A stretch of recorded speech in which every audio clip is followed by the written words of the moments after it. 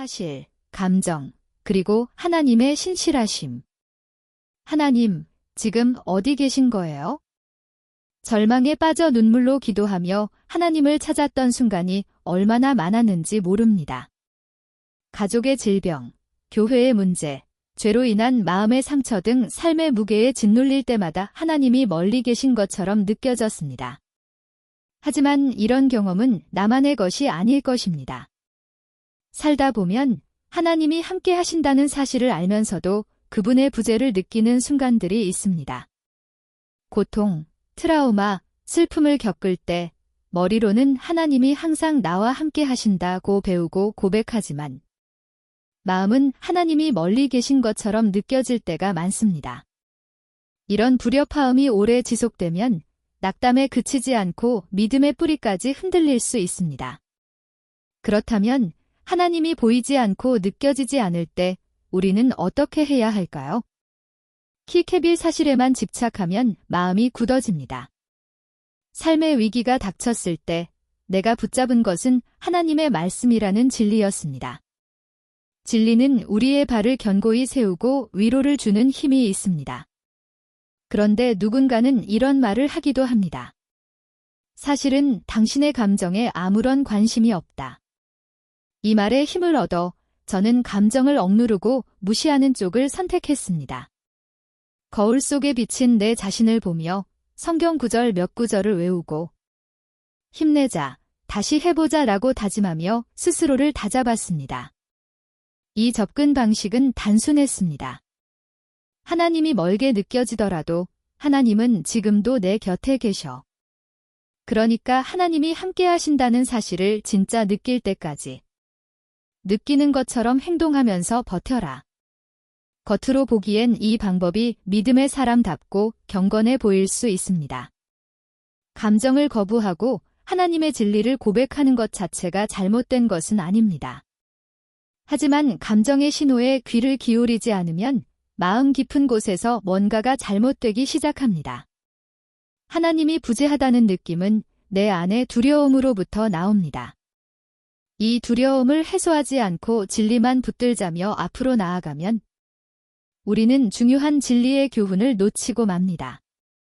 하나님은 우리에게 감정을 주셨고 그것은 무시하거나 억누를 대상이 아닙니다. 감정을 무시하고 억누르다 보면 감정이 사라지는 것이 아니라 마음이 굳어집니다. 그렇게 되면 더 이상 하나님의 사랑과 은혜에 예민하게 반응할 수 없게 됩니다. 키케비 감정에만 의존하면 불안정한 존재가 됩니다. 감정을 억누르는 것도 위험하지만 감정에 휩쓸리는 것도 똑같이 위험합니다. 하나님이 보이지 않거나 느껴지지 않을 때 감정이 온전히 나를 지배하도록 내버려두면 내 인생의 모든 영역이 불안정해질 수 있습니다. 감정에 휩쓸린 사람은 고통, 슬픔, 두려움과 같은 감정에 자신을 내맡깁니다. 그리고 그 감정에 의존해 하나님과 사람을 비난하기 시작합니다. 분노에 사로잡혀 가장 소중한 사람들에게까지 상처를 주게 됩니다. 감정에 휘둘리는 사람은 이렇게 말합니다. 내가 진짜 어떤 기분인지 알겠어? 내가 내 진창 속으로 들어오지 않으면 넌 나를 이해할 수 없어. 오늘날 많은 문화 콘텐츠, 노래, 시트콤, 영화에서는 감정을 솔직하게 표현하는 것만이 진정성 있는 삶이다 라는 메시지를 끊임없이 전합니다. 하지만 이것은 세상의 방법일 뿐 하나님의 길이 아닙니다.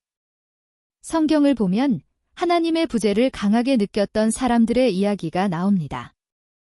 다윗은 이렇게 고백합니다. 어찌하여 나를 버리셨나이까? 시편 22편 1절.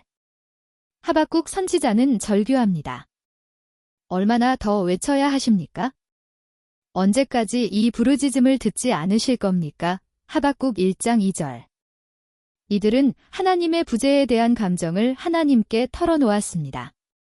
그렇지만 그들의 믿음의 뿌리는 흔들리지 않았습니다. 왜냐하면 그들은 감정이 진리의 전부가 아니라는 것을 알았기 때문입니다. 키캡 3 신실하신 하나님은 여전히 우리와 함께 하십니다. 하나님의 부재에 대한 감정이 몰려올 때 하나님은 여전히 함께 하십니다. 하나님은 우리가 그 감정을 그분께 가져오길 원하십니다. 고통, 슬픔, 외로움, 절망을 감추지 말고 하나님께 고백하라는 것입니다. 하나님, 지금 너무 외롭고 힘들어요. 하나님, 정말로 여기 계시는 거 맞아요? 이 기도는 결코 믿음이 없는 사람의 기도가 아닙니다. 오히려 믿음의 사람만이 할 수 있는 기도입니다. 키캡사 감정의 거짓말을 분별하고 하나님의 진리를 붙들라. 오늘날 많은 사람들은 내가 느끼는 것이 곧 진리다라는 거짓말에 속고 있습니다. 그러나 하나님은 그렇게 말씀하시지 않았습니다. 우리는 감정으로 사는 자가 아니라 믿음으로 사는 자들입니다. 내 의인은 믿음으로 살리라. 하박국 2장 4절, 로마서 1장 17절. 하나님은 우리가 느끼는 감정이 아니라 진리에 뿌리내리기를 원하십니다. 그러나 중요한 것은 감정을 무시하지 않고 진리로 이끌어야 한다는 것입니다. 감정을 무시하지 않으면서도 감정이 내 삶의 방향을 결정하지 않게 해야 합니다. 어떻게 할 수 있을까요? 감정을 인정하고 하나님께 가지고 나아가십시오. 하나님이 함께 하신다는 진리를 계속 붙드십시오. 하나님이 주시는 평안과 인도하심을 기대하십시오. 키캡5 결론, 감정, 사실, 신실하신 하나님.